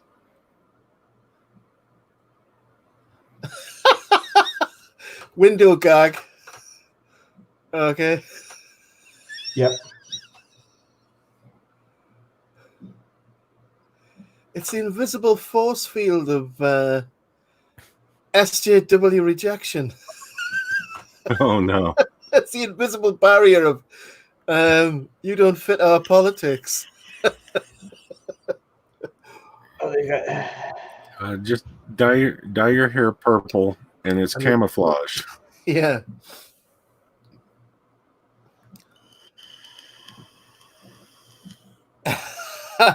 And of course, all of these dwarves, all of them, appeared in as Ewoks. All of them. I think it's probably a small market for. Yeah. Oh, well done. Oh yes. Don't forget to tip the waitress on the way out. That's right. So all of these guys, I think guy in the front there with the beard, who's Wally, played by Jack Purvis. He played the clan leader, the Ewok clan leader. Totally, I can see it. Oh, Chief Chirpa. That's it. I had that action figure, so that's the only reason. Yeah. Excellent. Yeah. I couldn't name a single Ewok other than Wicket. Yeah. I remember Chief Chirpa now. The what does everybody think of the model? Awesome. Terry Gilliam built all these models. Yeah, I can see, dude. That kind of looks like Peter Jackson could have been inspired from Moria for that, right there. Yeah, like the Twin Tower, the connection. See that Minas Morgul and all that. Yeah. Very nice. Fallen Deadly says Yubnub. Yubnub, yes. Yubnub indeed. It was good to be a dwarf back in the golden age of Hollywood. Yeah. Or the 80s. Now, Warwick Davis was a bit too young for this movie. See, before CGI, if you were a dwarf, you were always guaranteed some work. Yeah, exactly.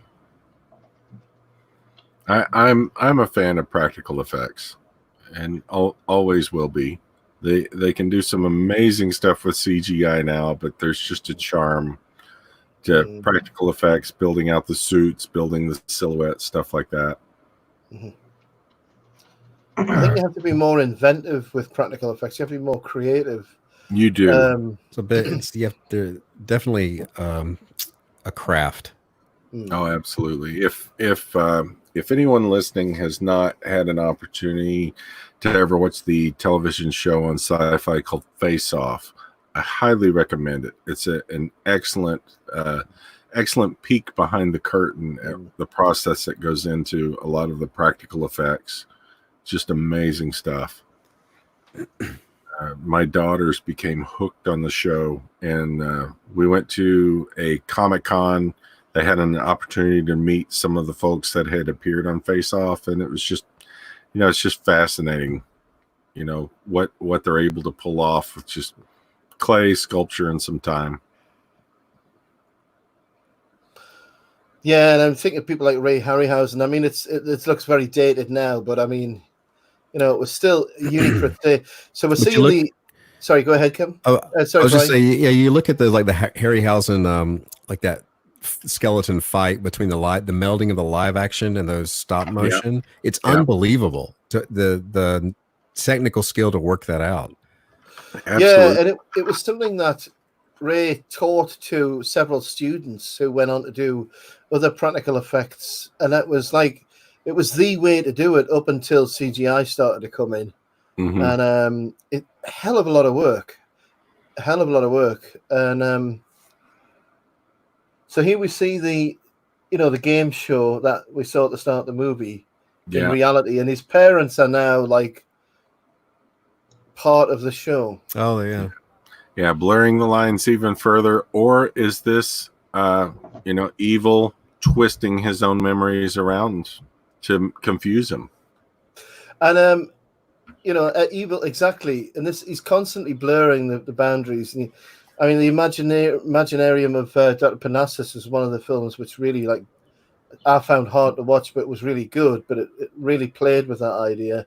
And so evil's got the map now, and they're going to be suspended in these cages above never-ending darkness. And here you see these bull creatures again, which are pretty scary. This idea of being suspended in a cage over a bottomless pit, it's eating a rat, is a fairly common idea in movies, isn't it? It's like they're playing with a standard trope there, but yeah. As long as he's not eating bat, I guess, Yeah, right. Don't eat that. True. Might be the last meal you get. Cosmetti asked, is that Jim Broadbent? I think you mentioned the actor before. It is, yeah. It's Jim Broadbent, who's been in loads of stuff now. This is one of the first things he did. His greatest role, of course, was in Hot Fuzz. Yeah, he was also in the Paddington movies as well recently. Hot Fuzz, his greatest role. Oh, the Paddington movies have a surprising number of people that bigger names that have shown up in there. Mm-hmm. My daughters were taken with the latest Paddington when they saw that Peter Capaldi was in it. Yeah. I mean, it's good stuff. It's. I mean, the British film industry is not what it was, obviously, but I think whenever they do stuff, they do try to concentrate on quality, because there's certainly not a quantity, as far as I'm aware. So they've just found a picture of the map on the Polaroid, so they now can use that to find time holes. So the idea is they're going to try and escape, and they're going to try and recruit people from history to fight evil. So you're going to get and this is in Kevin's head as well. It's like his idea of what Armageddon would be like, Right. And it's based upon, all of his acquired knowledge as a boy. And this again is Jack Purvis with a dagger in his mouth. And to get from cage to cage, he's going to cut a bit of the rope off, tie it together, and make enough rope so they can swing from cage to cage. I remember watching this as a kid and cringing, worried, because it's like a never-ending abyss of nothingness below them. Exactly. And this is also reminiscent of scene. Has anybody ever seen The Adventures of Baron Munchausen, the other Terry Gilliam film? Oh goodness, I believe so, but it's been years. Yeah, that's The one because there's a similar scene there where he's like descending. I think I'm not sure whether it's from the moon or wherever, on a piece of rope. It's the same sort of idea.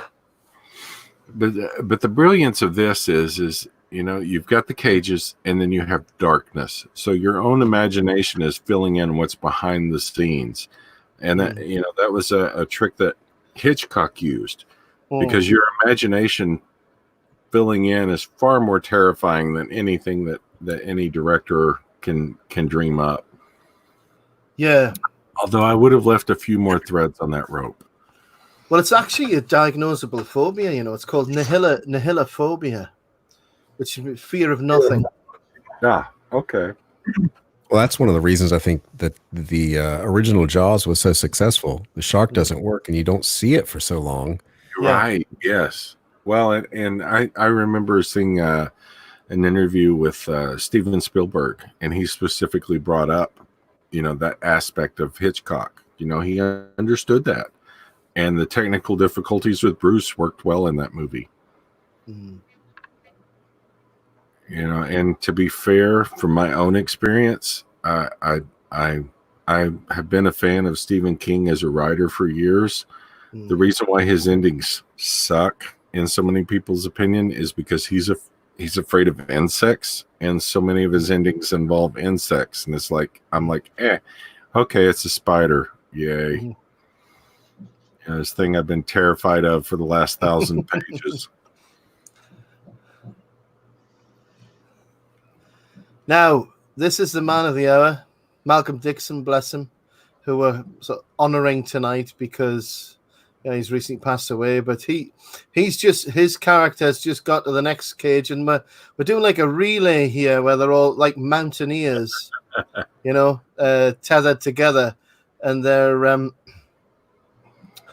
it's like a bit like a circus act. And we're going back to, Terry Gilliam was inspired by San Fernando Valley Circus. And it's like these dwarves are, they're doing acrobatics by doing this. So it's a tribute to like circus acts. Yeah. And you've got a little snare drum in the background. Ladies and gentlemen, let's see if they can make it. Look at these brave little dwarves. So there you go. They've got themselves now I don't know the name for that. What's the name of that? Is it abseiling or zip line? The zip line, that's it. Oh yeah.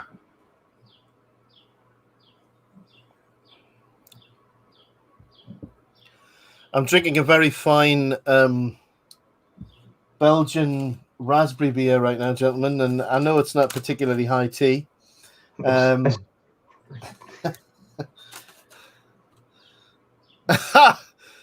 We will forgive you. Just as long as you have your wine coolers afterwards. It's a difficult time. We're in difficult times. I'm thinking about breaking into the fridge and seeing if Mama's got any boxed wine. Boxed wine is best wine. All right, I just poured another finger and a half or so of scotch. I may be unconscious by the end of this movie. I'm loving this. Thing is, Ralph, you're a constant. I can't tell. You sound the same after half a bottle as you do. Yeah, it's probably good. My boss can't tell when I'm drunk and when I'm sober. So yeah. The key is just staying at the same level of a drunk all the time. Yes, exactly. The difference is I'm nude right now. So okay, and thanks for everyone tuning in tonight. I'm kidding, perfectly clothed. I'm not a savage drinking tequila. We've missed a bit of chat here. I'm just going to quickly, because it says all Terry's films are brilliant. The only one I don't like is the Imaginarium. I have to admire it though. Yes, it is disturbing actually. Okay, this was nerve-wracking when I was a kid, but now it's hilarious. It is. It was scary when I was a kid. Fun Disney says, I didn't like the Imaginarium either, honestly, because it says it was disturbing. It is very strange. Felt Satanic says, it is very weird. And because Matty's warning you, Ralph. No. I promise. I'm kidding. No. Have we addressed the fact that everything evil has is covered in plastic? Yeah, like the that's a upholstery. great observation. No. Have you noticed as well, Brian, the similarity between this and 12 Monkeys? I know you've seen. Have you seen 12 Monkeys? It's been a long time. Yeah, I've seen it, but it's been a while. Yeah, and like the suit he wears, like the hazmat suit thing he wears outside, because of a worldwide pandemic. It turns out, it's very similar. Okay, Benson, I think I'll turn you into a dog. That's a great observation. I hadn't thought about that from 12 Monkeys when he's in the future. But yeah, I hadn't caught that about the everything covered in plastic like his family. Excellent observation. Yeah. Kind of analysis we like here on Movie Watch Live. I mean, did Gilliam know about the forthcoming lockdown? Possibly. You just need to check his apartment walls and see if he's got monkeys drawn on it. Did you have any relatives who had like the plastic hallway rug as well? You know, when you go through the front door, I had that. No. The corridor, and there's like a plastic rug. No, I didn't. Yeah. I'm familiar with the plastic, like the plastic couch covering. Yeah. I want it to be clean. It's like, yeah, but don't you want it to be comfortable? It's like we had just gotten out of the 70s where everything was vinyl and you stuck to it. You know, we're in the 80s now. We want to feel cloth. Yeah. Fake velvet and all that. Velveteen. Oh my God, that takes me back now. We had a green velveteen 3-piece suite. Oh, yes. For my biggest memory of the 80s was wood paneling. Everything was wood paneling. My den is still wood paneled. Yeah, about $5 per 1,000 square feet. Yeah, was wood panel. Oh, what else though? Oh. I have so many memories of the 80s. Wood chip wallpaper, melamine, all that stuff. Giant satellite dishes out in everyone's front yard. Oh man, yeah. I can remember being a youth out in the winter, going out before they had the motorized arms to move from satellite to satellite and lifting it manually with my back to where we had taken a Sharpie and pre-marked the satellite locations. Goodness me, yeah. Now the fortress, as you can see, I mean, apart from those creatures which are particularly scary, quite a simple design, just like an ox, sort of ox head with big horns and just one claw. Mm-hmm. Simple design, but really effective. Can you see the Lego bricks everywhere? Oh, not yet. I'm a few seconds behind.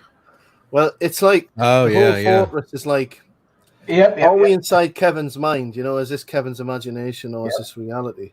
You know, right.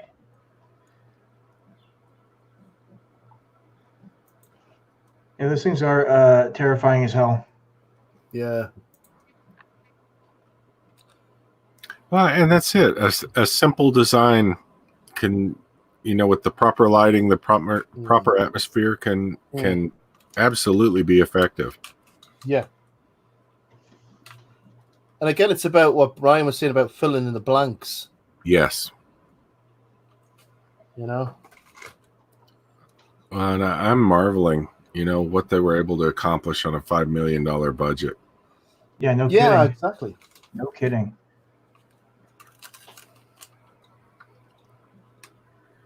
I like the missile launchers from the eyes.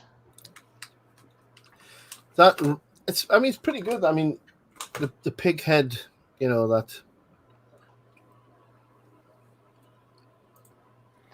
There we go. Here we are, confrontation with evil. Yeah. I like the pig head. I was also a fan of earlier in a couple of scenes before where Evil used bending his fingers back and shooting whatever from his bent back fingers. If anybody likes dogs, I think you might have to look away because I think Benson gets disintegrated. I think he does. I'm not sure.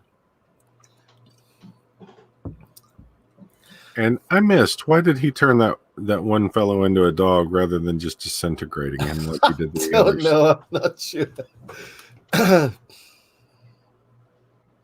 So here, Kevin's threatening to burn the map.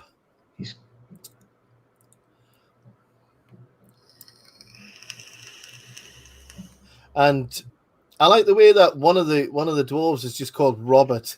Just like a standard name. All the others are called Og, Dead Sheep. You know, all these crazy names, and one of his helpers is just called Robert. And he's killed them all, you see. Benson gets it as well. Sorry, Benson. Bang. Oh! No! And then after killing everybody, he says, I'm a reasonable man.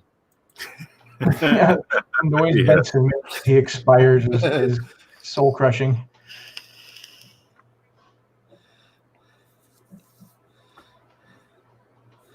Fidget's gone full porcine now. He's got the map again. I love the thing that happens later on when the battle between good and evil, like the Armageddon battle, evil's head opens up like a fairground ride, and you get this huge, because we're talking about Geiger being an influence. This huge arm comes out like a Geiger arm out of the top of his head. It's a fantastic scene. Right, is that a Sherman? Yeah, it's not through the wall. I can't tell you, Pete. So we're getting the collection of people from all over history, and we've got knights, 12th, 13th century. No, those are 15th century. 15th century. That's full plate. Yeah. Are these Parthian archers? It's a mishmash of armor. What are these, like Persian or Parthians or whatever? And here's a really realistic spacecraft, gentlemen. That's probably the worst thing in the movie, that spacecraft. And here's some rootin' guys. They're at the end of that $5 million right there. The spacesuit's the best. Trouble, Sonny? You see the chessboard on the side of the hall there as well. The Cowboys are going in first, lads. Oh, yeah. Here the homage to the America. Magnificent Seven soundtrack there. Yeah. Ba-dum. We gotta go Merca. Let's lasso this little sister. Come on now, boy. That didn't work out so well. I once did that with a cat and a ceiling fan. That didn't work out so well. So there you go. This is the fairground sort of ride thing where the thing comes out of his head. I don't feel so good. Look at them. Look at the amount of work that went into this. How did they do this? Exactly. There's the Geiger. Oh, it's hideous. The guy. Look at it. Oh yeah, absolutely. Look at that. I mean, yeah. Yeah,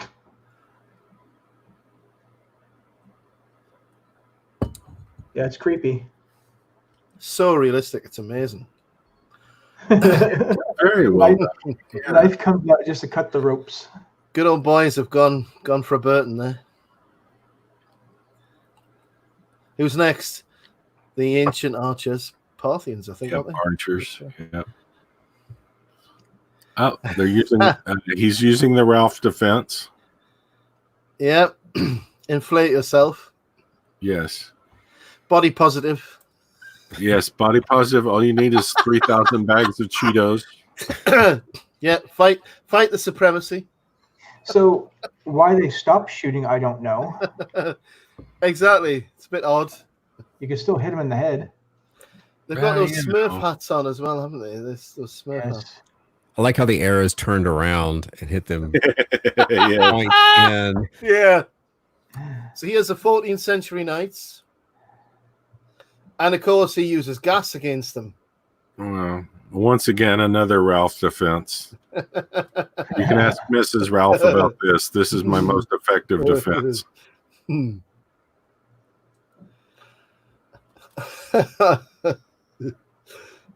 Yeah. Oddly enough, the knights were affected, but the horses were not. That is odd, isn't it? I didn't think about that before. And dwarves are not affected by gas either. Yeah. There's Malcolm Dixon.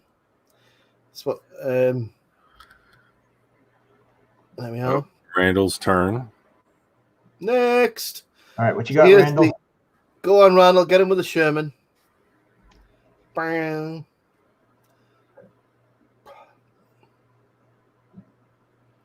Now, I have had an opportunity to see an actual Sherman tank, and those are extremely impressive.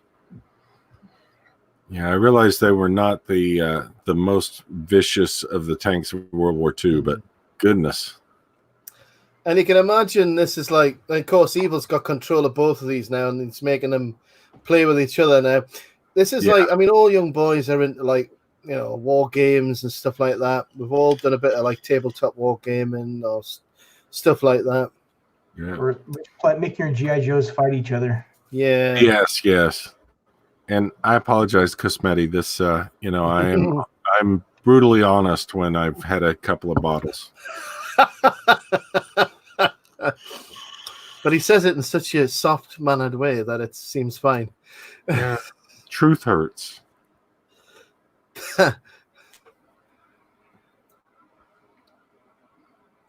Now, I think this is a bit where they've exhausted everything, and they're just about in retreat now. And it looks like Evil has won the day. Yes, it's at their darkest moment.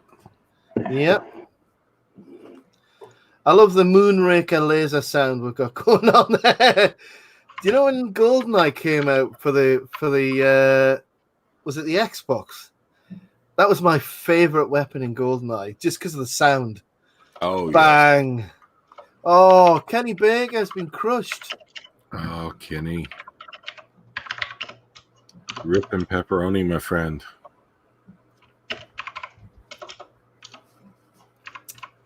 So Fidget's dead.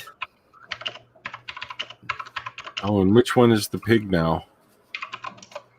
So Fidget's dead. We have our other friend that is all the way pig.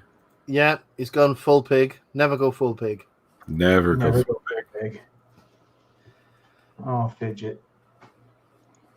Do you know what it is? Honestly, Jack Purvis, who plays Wally, I wish he'd had more roles because he's such a good actor. Oh, yeah, absolutely. He really is a good actor. Yeah, because you can actually feel his frustration, but, you know, unfortunately, you know, little people were relegated to being behind makeup all the time. Mm-hmm. And that's another beautiful thing about this is it gave them a chance to shine as actors. And he's got good hair, too. Probably the best. Oh, yes. Yeah. So here we go. Ralph / Evil Genius was just about to destroy him. Whoa! What's happened there? Right at the top of my game. Oh, man.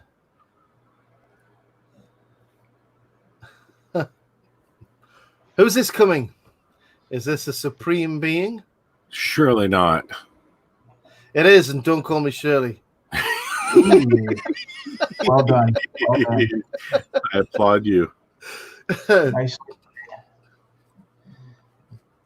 And who is the supreme being? It's Ralph Richardson.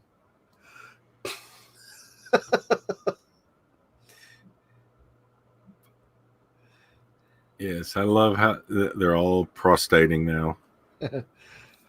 Now, Ralph wore his own suit for this. That's his own suit.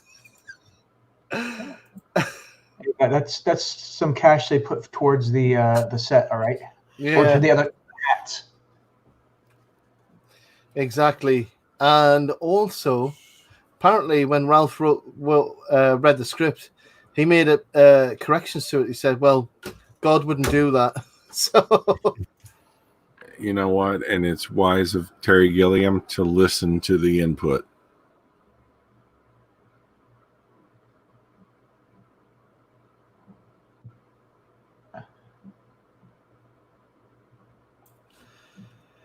but he's dead, Randall. No. The Supreme Being is tough but fair. Yeah. No excuse. Get back to work, gentlemen. Yeah. It was also Ralph's idea that they pick up all the bits of evil and put them in a post box.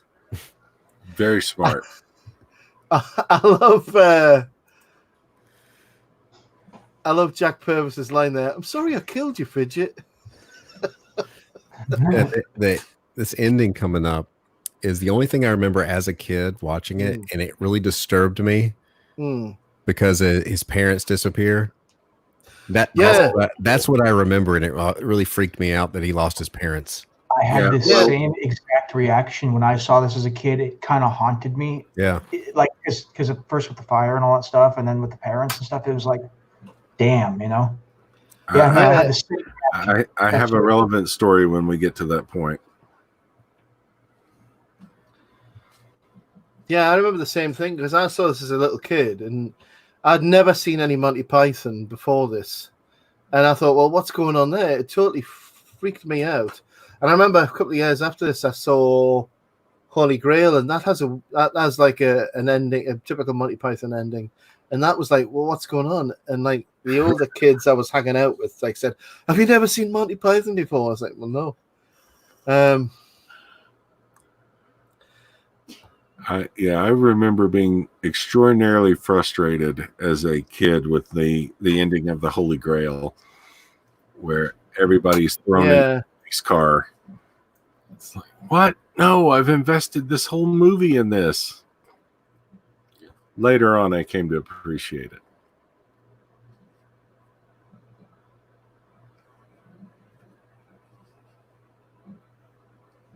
You really are a clever boy. And this is Ralph's explanation of good and evil.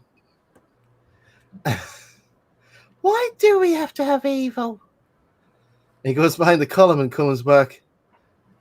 Something to do with free will. Yeah. Yes. There's a stray bit of evil gone under the tank there. Yeah, don't lose any of that. That's concentrated evil. See the chessboard on the side of the hole there?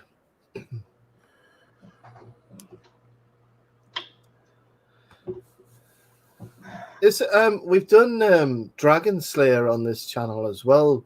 One of the first films we did, wasn't it, Carl? And Ralph Richardson was the wizard in that. And oh, you're right. You're right. I think Ralph was just like he was like acting God at the time, wasn't he? He was like the God version of actors during this, because he was the grand old man of theatre and acting at this stage. The famous British actor that us Americans have never heard of, but is super famous in England. Absolutely. I mean, he was considered to be far greater than Alec Guinness, and even all the great. He was considered the granddaddy of them all. Right. 30 years on the West End, that kind of thing. Yeah, he was better than Laurence Olivier in all of them. He acts without even trying. Yeah. So you see what he says there? You said about why does it end like this? What he says there is he has to stay here to continue the fight. Very good, yes. So it's, when we go back to and we've done this over and over on this channel, we talk about the hero's journey. The hero always loses something. And you know how he's interested in history. Think about Perseus. Think about all of the ancient heroes. They were all orphaned in some way, weren't they? Mm-hmm. So that's what Gilliam was saying, by the way, that it ends where he loses his parents. Because he's destined to be a hero. And that's particularly poignant because Agamemnon comes back later, doesn't he? At the end of the movie. So what they're saying is he will be a great hero. So this is where reality comes. Sorry, go ahead, Ralph. No, I was saying the sacrifice of the hero. the And hardship did you overcome. see his floor there? The chessboard was on its side with the tank and the knights. Yes. So that was exactly like what we just seen in the previous scene. My super deluxe tea made. Oh, look who it is. Brian, you're back in the form of a fireman. Yeah, well, it's good to diversify and have options. Lucky lad to make it through that fire. Bit of a mesh there. British fire helmet, silly looking. I'm just going to say that right now. Well, it looks like another type of helmet. So it looks like a Napoleonic cuirassier's helmet, but it still looks stupid. Mm. I love there you go. Words to remind him that it's real. That's great. It's the fact that he tells them not to touch it. So what's the first thing they do? Mom, Dad. All right. So the first thing they do is what? Yeah, that brings me to my story. So remind me after everything comes through. I'll come back to that. Exactly. And then the last thing Sean Connery does is wink. Voice sets off. Oh, and now this scene you're seeing here where he walks up to where the microwave was, it's filmed backwards, which is how they got the effect for the smoke descending back in. And this could be anywhere, couldn't it? It could be in any sort of nouveau riche suburban area. Yeah, exactly. Good luck, kid. Figure it out for yourself. There you go. So he's orphaned, left on his own. And this is the shot I remember that traumatized me. Yeah. And the music's brilliant. I love this music. And we're going out the entire universe. And I love the last scene of this where the Supreme Being just folds the map away. Yeah. And this ending song, George Harrison. Yeah.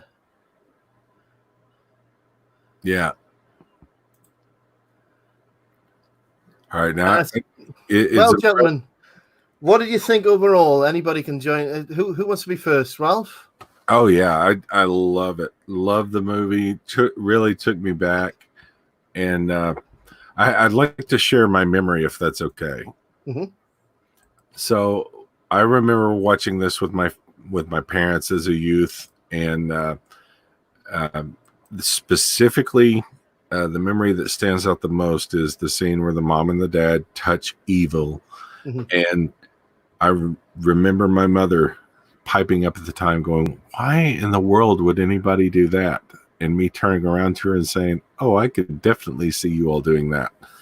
And because, at the time, my thinking as a kid was, how many times as a kid do you say, oh, it's this, or oh, it's that, and your parents just absolutely disregard anything you say? And that has stuck with me through probably almost 40 years from now. Yeah. So just absolutely love this movie. Yeah. Carl? It was a good time. I enjoyed it. And like I said, I hadn't seen it in about 35 years. And so, I enjoyed watching it with you guys and just noticing all the little details that you guys were pointing out and everything. So it was good. And you could see what he was trying to do with this, trying to show the kind of like you were talking about with the what is real, what is not. And so, I mean, if you watch some of the other movies, like we were saying early on in the broadcast, you can see how he progresses through that sort of train of thought through a few different movies. Absolutely. Brian? Yeah, it was good to see it again. Like I said, I mean, it hadn't been 35 years, but it's been a long time. And the thing that sticks with me, though, is that, you just don't find even an attempt at movies like this right now that were just fun fantasy, and it's I don't know,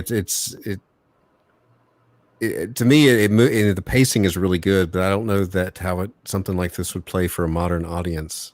No, I mean, what's your favorite thing about it, Brian? What do you like most about it? I just like that it's just nonstop adventure from one, like, again, I keep talking about the pacing, but just constant change of setting keeps you immersed. It doesn't let you get bored. Yeah, it is really good pacing. Sorry, what were you going to say there, Carl? Or was it? I wasn't going to say anything. Yeah. Well, I mean, absolutely. I mean, my overriding memory is like when I was a kid, I saw this, and like you as well, I was like, well, what happened there? He's lost his parents and he's on his own.